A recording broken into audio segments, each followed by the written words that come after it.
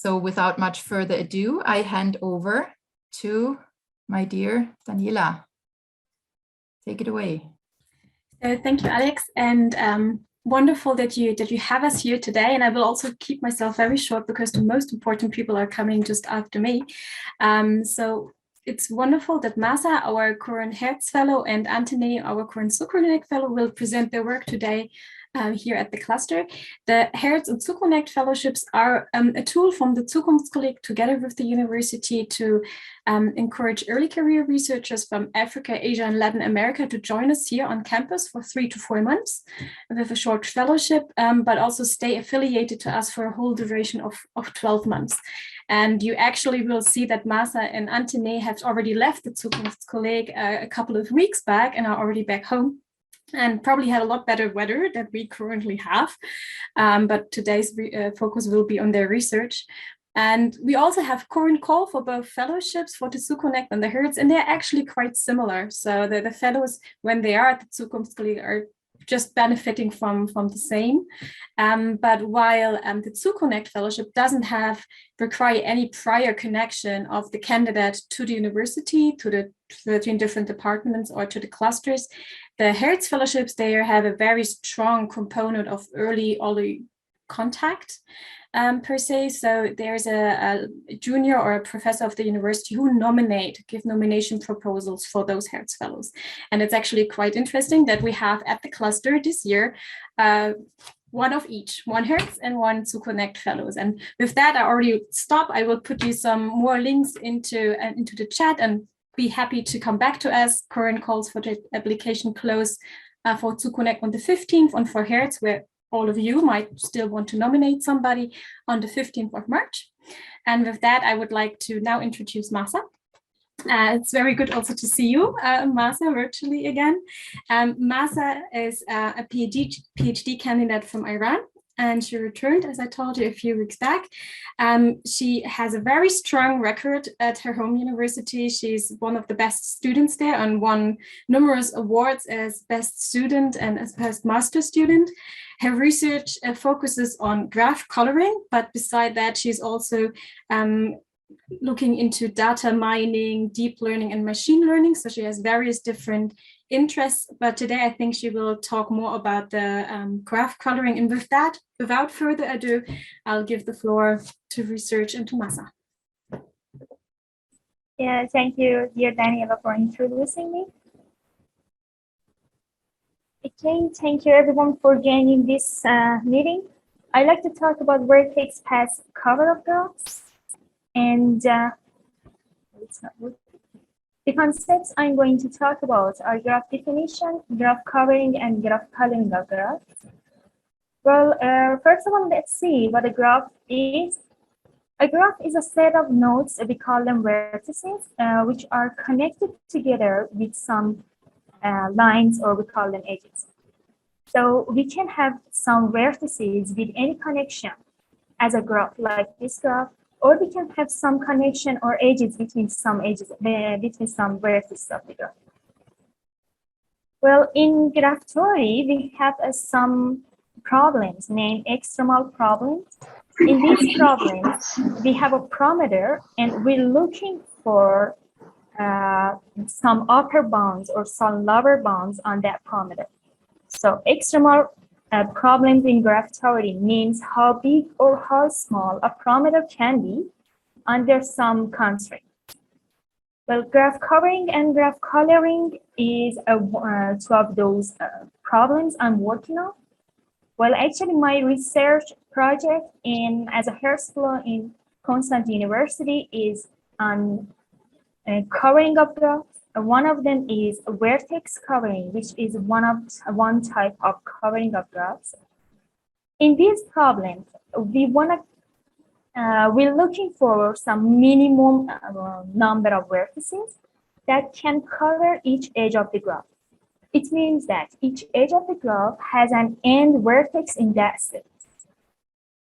As an example, you can see in the left side a graph with 7 vertices and 7 edges. We're looking for some minimum number of vertices that can cover each edge of G. If you consider 4 vertices, V1, V4, V5, and V6, you can see that each edge has an end vertex in this set. So we cover all edges with these vertices.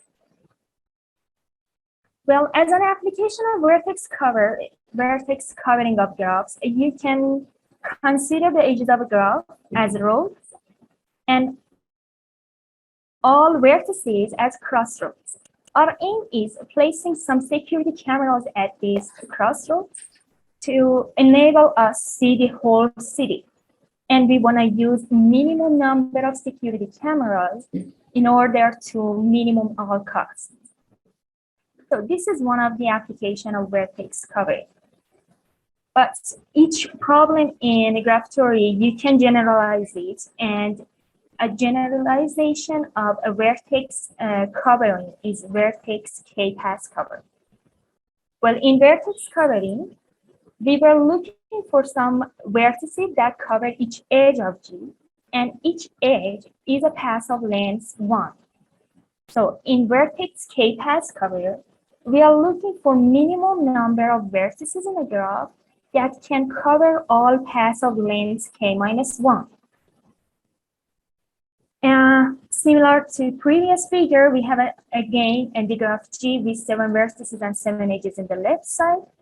And we're looking for minimum number of vertices that can cover each path of length 2. If you consider 3 vertices, V3, V4, and V5, you can see that we cover all paths like these red paths with 2 edges. And if you look at the induced subgraph on 4 vertices, V1, V2, V6, and V7, you can see there is no path of length 2 in these, between these vertices. So we can say that we cover the graph in the left side with just 3 vertices. Vertex k-path cover has a similar application like vertex cover. We want to suppose that we have a city, and we want to equip the city with some facilities like gas stations or I don't know, security cameras or something like that. Although in these problems, we want to have one of these facilities in every L kilometers. The aim here is again using minimum number of these facilities or in order to minimum the cost. Well, till now, some researchers investigated this problem, and they have some results on cycles, trees, forests, and also they proved that for any graph G, the k-path vertex cover of the graph is between these 2 numbers. So they found a lower bound and upper bound for that. The lower bound is obtained by just counting the number of edges by considering a cover set, an arbitrary cover set. And the upper bound is by eliminating some vertices in a forest in a graph. Well, our aim is investigating the vertex k-path cover of some spatial graphs, and also we're going to find better bounds for any graph G. Well, so far we proved that for any Kneser graph of n and 2, when we have some restrictions on the number of on n as a parameter for Kneser graph, we find out that the k-path vertex cover of all of these graphs is equal to this number. It is less than the upper bound other researchers found out. And we are looking for other types of figures. Actually, when n is less than this number in the conjecture, we have some ideas that it should be again have the same value, except some cases when, for example, k is 4, we're looking for path of length 3. If we look at Kneser graph of 5 and 2, we can cover the graph with minimum number of vertices. I mean, minimum number of vertices in this equation. And for when k is 6 and n is 5 equal to 5, also we have the same result. But we are not just thinking on this problem. We are thinking on graph coloring because we think there's a relation between graph coloring and graph covering of graphs. And if we can find out this relation, maybe we can use graph coloring to find better bonds. Well, but what a graph coloring is? Graph coloring or a graph labeling of graphs is assigning some numbers or colors to elements of the graph. We have different types of graph coloring. Two of them, most important is vertex coloring and edge coloring. Well, in the left side, in figure above, you can see a vertex coloring of a graph. We color the vertices of the graph with 3 colors in a way that any 2 adjacent vertices, like these vertices which are connected together, have different colors. And in edge coloring, in figure below, we color the edges of the graph in which any 2 adjacent edges, means 2 edges that have a common vertex, have different colors. But we find out a relationship between star coloring and graph covering of graphs. A star coloring is a type of vertex coloring. So we are coloring the vertices of the graph such that, first of all, any 2 adjacent vertices have different colors. Second of all, there is no path of length tree in G, which is bicolor. It means that if you consider an induced subgraph on 2 color classes, like 2 color classes, green and yellow, you can see that there is no path of length tree with these 2 colors. But what is the relationship between this coloring and covering of graphs? If you eliminate vertices of 2 color classes, those color classes that have the maximum number of vertices, you can see that other vertices in the graph can be a cover set for the graph. So the vertex k-path cover is at most this one. And there are some problems I will talk about later that we are thinking of. The other coloring is defective coloring that has some connections with covering of graphs.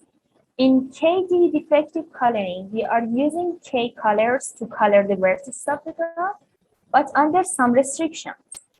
And our aim is coloring the vertices of the graph in a way that any color class is an induced subgraph with maximum degree 2. So in this graph, which is a Petersen graph, we are coloring the vertices of the graph with just 2 colors.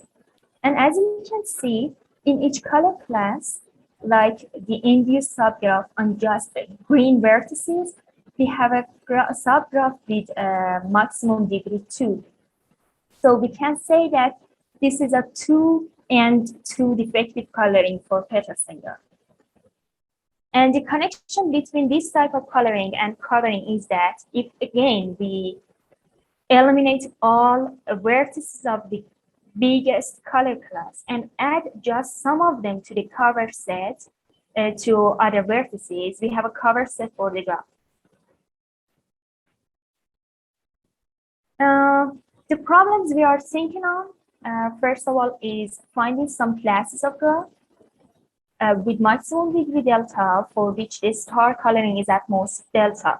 If we find these types of classes, actually we are able to better previous upper bounds.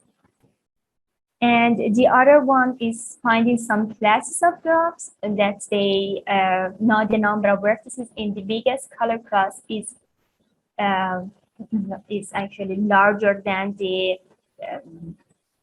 biggest forest in a graph that we don't know this parameter for any graph G. And the other one is finding the k-path vertex cover of bipartite graph.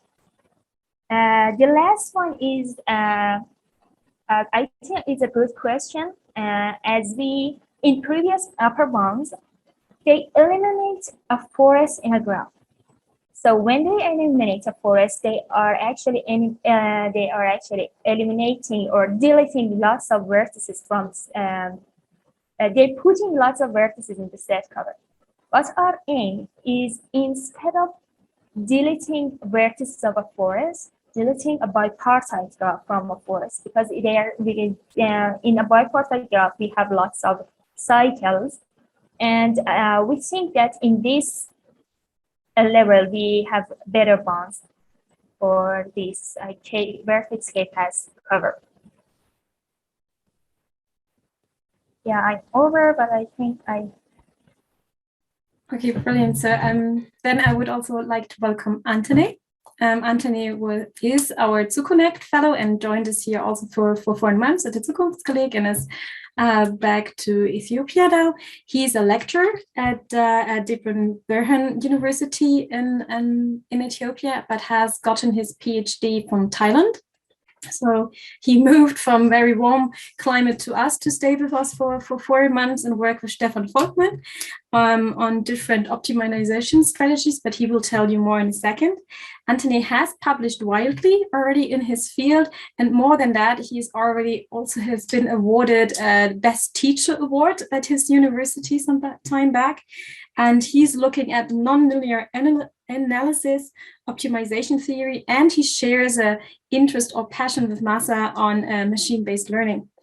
And so we will have some more insights into mathematics in a second. And with that, I open the floor to Anteneh.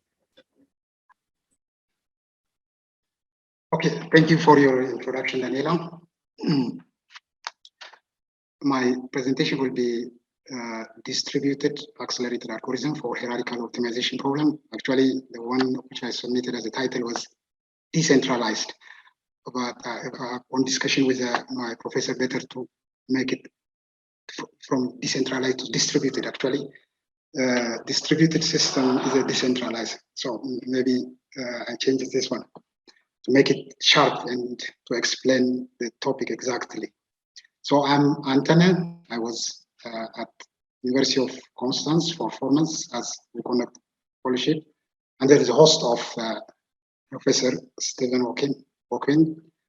My presentation will be on distributed accelerated algorithm for hierarchical optimization problem. Hierarchical means it's a bi-level problem. We're going to solve 2 problems at the same time. But the first, we have 2 layers of problems. So the first layer problem depends on the solution of the second layer problem. But we have a kind of optimization problem. So going to the outline of my presentation, I will start with introduction. Then actually we have a result in YST for 4 months. We have got a result, and we have also have a preliminary numerical result of testing our result, and we have also a conclusion. This result is going to be, it's about to be submitted and somewhere in the journal. It's a matter of adjusting and preparing the manuscript. So let me start from introduction part. I want to start with why we make it distributed manner, or what is distributed method of solving optimization problem. So in the general framework, a certain system either works in a centralized form, or in a decentralized form, or in a distributed form. These are the 3 general parts of systems where a certain system is assumed to work, either it is centralized or decentralized or distributed system. So our system is distributed. So what's the difference between these 3? So this is kind of Mahsa's presentation. It looks like that, but it will explain exactly what is centralized and decentralized and distributed system. Centralized system is, we have a nodes. Here we can have nodes. So the information exchange between these 2 nodes passes through only exactly one center. They have exactly one center. So these nodes or these users have one center, and this center is connected to every user. So then every information passes through from one node to another node, passes through exactly one center, which is this center is common to all these nodes. This is centralized. So the information exchange is centralized here. Another one is decentralized. Decentralized is a little weaker than centralized. So here in a decentralized form, we don't have one center, but we maybe have more than two centers. Here, as we can see, different centers we have. It is still decentralized, but the center is not only one. We have more than one center in the information exchange of users, or in the information exchange of nodes, or users maybe. So the distributed system is different. The distributed system, we don't have even a single user, a single center. So each user is connected freely to every center, every node. So every user or every node has equal role of decision making here, equal role of decision making. So our system is kind of this.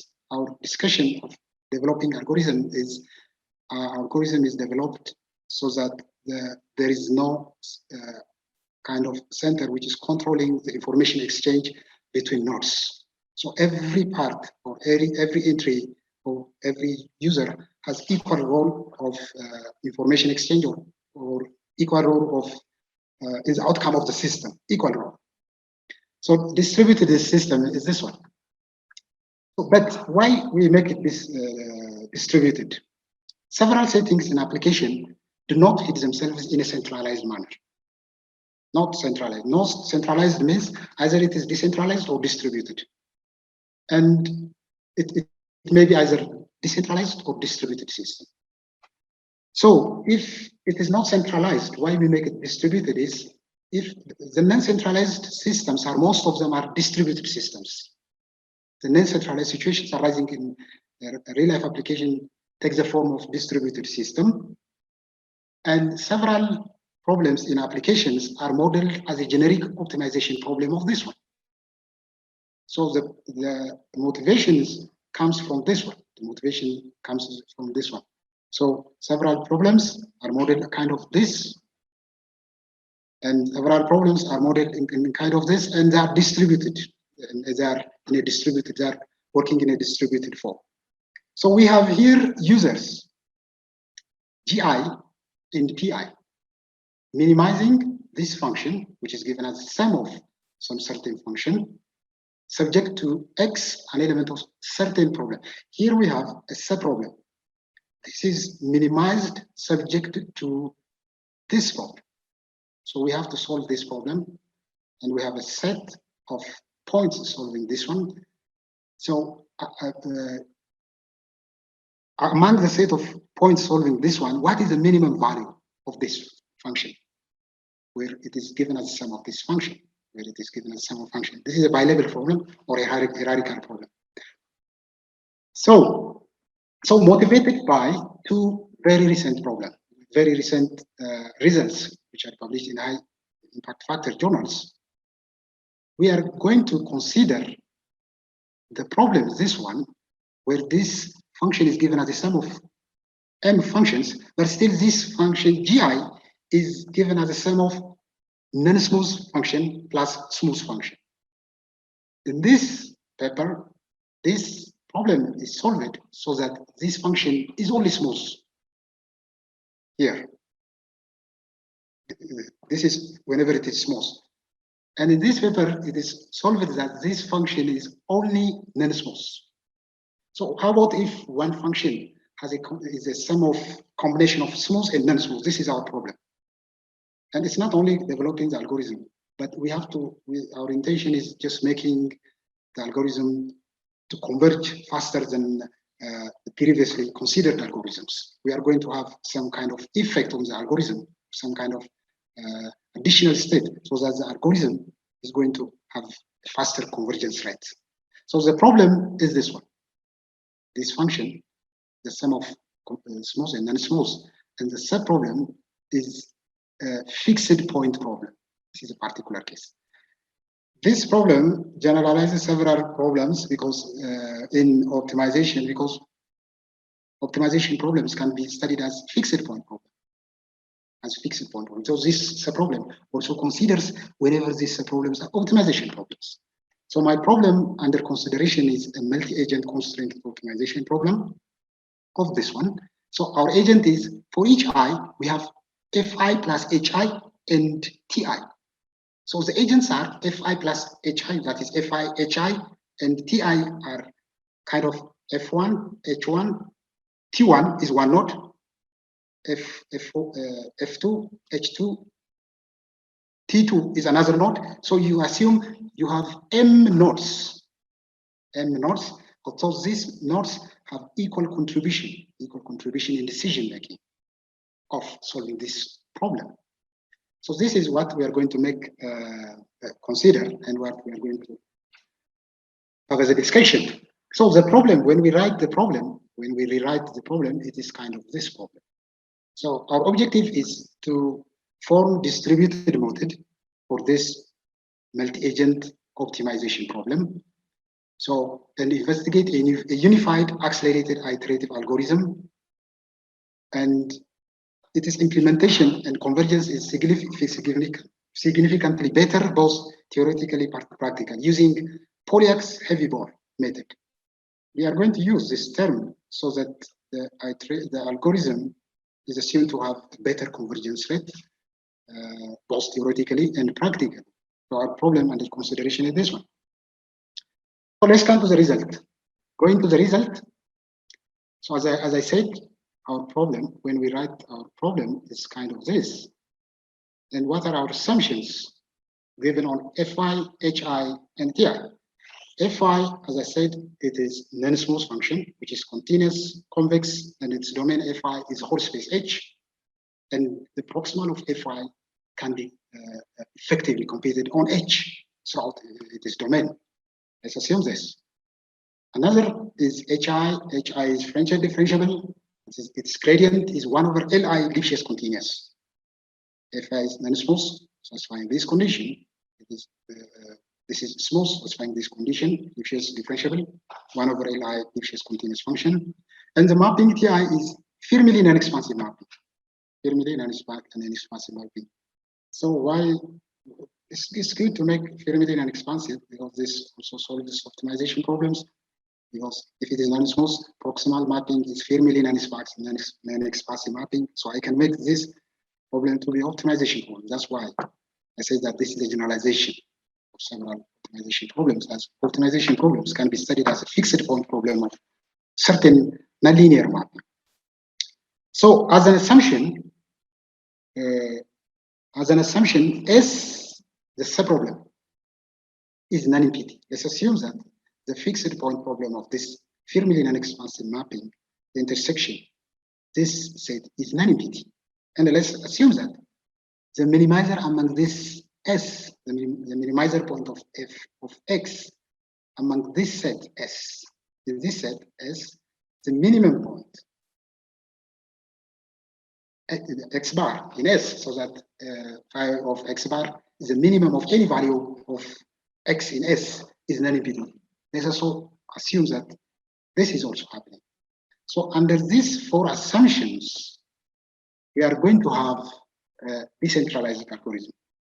So when we assume that an algorithm, we usually assume that we have parameters which we can control and which we can fix. And these control parameters, or these parameters, may have a convergence, an effect on the convergence rate. So let's assume that theta, lambda, and beta, and alpha n are decreasing real sequences converging to zero, satisfying this condition. This lies in this interval. This lies in this interval where Li, as I said, 1 over Li is the Lipschitz constant coefficient of each, the gradient of Hi, as I said. And Bi is between 0 and 1. Alpha n is between 0 and 1, including 1. Satisfying these conditions. We can have plenty of parameters satisfying this condition.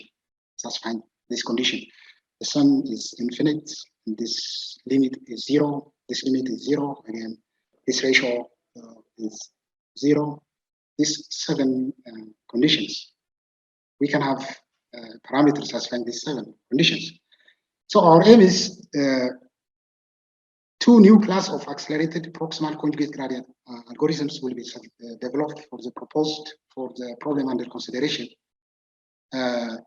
using the pattern of incremental and parallel competition.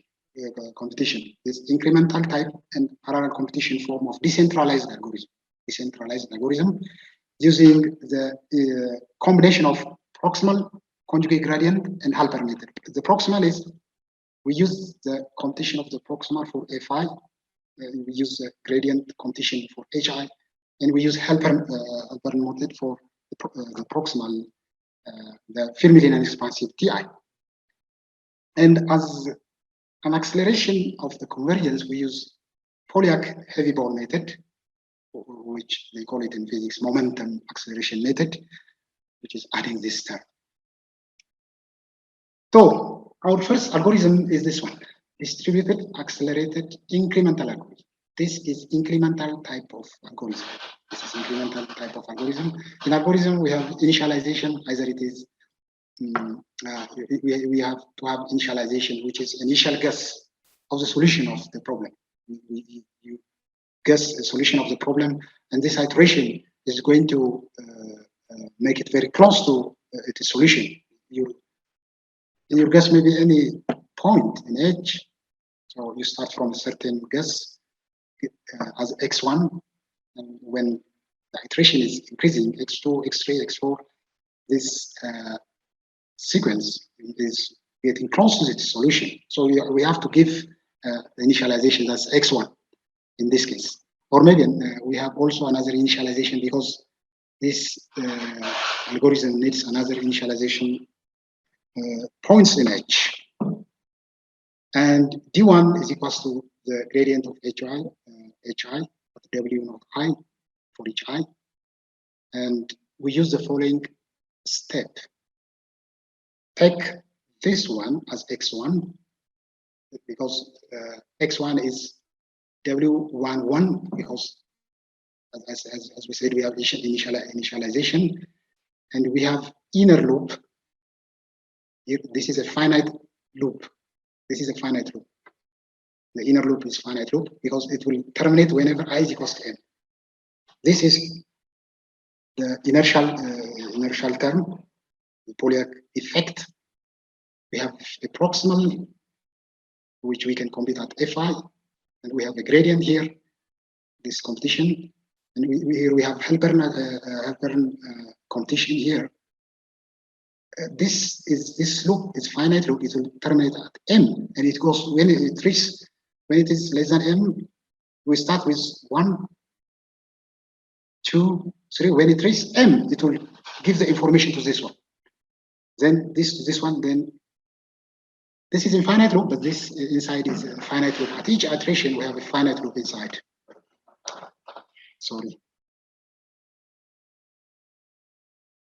So this algorithm, what is the result of this algorithm? The result of this algorithm is this theorem, which has a proof of around 7 to 8 pages of proof of solving, showing that the sequence which is generated by this algorithm have the following properties. The lim suit of phi of xn is less than or equal to phi of x bar for all x in S. Every weak sequential cluster point of xn belongs to the solution of the bilevel problem or the radical problem. Any weak sequential cluster point. Okay. If phi is strictly convex, we have a unique minimizer. Connecting it with this one, we can show that xn weakly converges to P in the solution. So this is the result we obtained proving this theorem. The second algorithm is this one, this is the parallel competition. Each Fi, Hi is computed parallelly, Nti parallelly, and this parallelly computed values will be collected by this sum. We have m values at each loop here, and these m values will be collected at xn plus 1. This is infinite loop. What's different here is this is parallel form. The previous one is incremental form.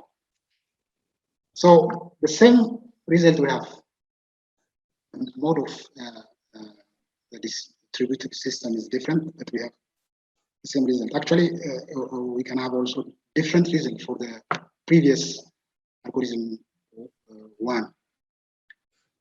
But this is a common concept of these two algorithms. We have the same result as we discussed for algorithm 1. So let's come to the numerical result of this algorithm, preliminary numerical result. So just as a test of our numerical result, we considered this minimization problem, and this is the indicator function, and this is a Euclidean norm, norm square, which is an Euclidean norm, considered in a finite dimensional space in R3. This is the indicator function. This is non-smooth, and assuming that this is smooth one, the proximal can be computed. Actually, for this indicator function, the proximal is a projection mapping. The proximal operator is a projection mapping. So we tested our result for this simple example. So what am I going to show in here with this simple example is what is the effect of the parameters and what is the effect of the inertial term, or the inertial term in our algorithm. So after giving it some certain parameters for the algorithm in computing this problem, we have got this. This is coded by MATLAB. We have got this. This is for algorithm 1. These two results for algorithm 1. I don't think it is black. Maybe you can see it. For algorithm 1, here I cannot display everything here because A has its own value in my manuscript. But here theta n is 0. As you said, as you remember, in the algorithm, the inertial term is xn plus theta n in the bracket xn minus 1. If theta n is 0, the inertial term is removed. The inertial term. So if I remove the inertial term in this algorithm, as you can see, this blue dotted line, so it means that it has a slower convergence rate. The same is showing here. It has a slower convergence rate. But if I increase the parameter, as you can see, it has a very good convergence rate. This is the error. That is maybe it is the distance between two terms, xn minus 1. The norm of the Euclidean norm of xn minus 1. So this result is showing me that the inertial term has its own effect on the convergence of the proposed algorithm. Here also, in the second algorithm, you can see the effect of theta n when theta n is 0. So it has, as you can see here, the blue in the algorithm 2, it has a slower convergence rate. Based on this numerical algorithm, we say that the inertial effect has the inertial term has an effect on the convergence of the proposed algorithm, and the parameters have also effect on the convergence of the algorithm, because as you can see, for this value and for this value, the convergence is different. So this is the result we have as a preliminary result. I also tried to consider this one, but I'm not displaying it. But this, I consider this one for comparison of our algorithm with different algorithms from the algorithms of the papers which we took as a reference. I can have this 8 terms, so I can rearrange it and I can make it 4, because I can have combinations of 2. combinations of 2fi plus hi, so that this is quadratic function. And it is convex because H is symmetric and positive definite 5 by 5 matrix. So I also considered, we also considered as a numerical result this problem, but we use this one for comparison. I put this as we have different kinds of problems, satisfying the conditions, and we can formulate a problem which is equivalent to our problem of consideration. So the last one is our conclusion. Based on our result not only improve and generalize several known results in literature, and also provide a unified framework of studying other problems related to 1 and 2. Our problem generalizes several known problems in literature. That's what we see. And our numerical experiment displays that the efficiency and the potential practical application of our algorithm. And the numerical also result displayed the benefit of the inertial extrapolation, or the inertial term, in the acceleration of the proposed terms, as we said, as you can see, if theta is 0, it has a low rate of convergence. So this is the conclusion that we drawn from our result. Thank you very much for listening. Thank you. I think with these words, we may close the session, because as it seems like math will solve all our problems, will optimize everything, or at least this is what I hope for. And so for my thing, I think there's no more questions, and maybe people can be in touch later on. And I was wonderful to see you, Mahsa and Anteneh, again. I hope to see you also at the GeoPixels, because you will stay with us digitally still a while longer.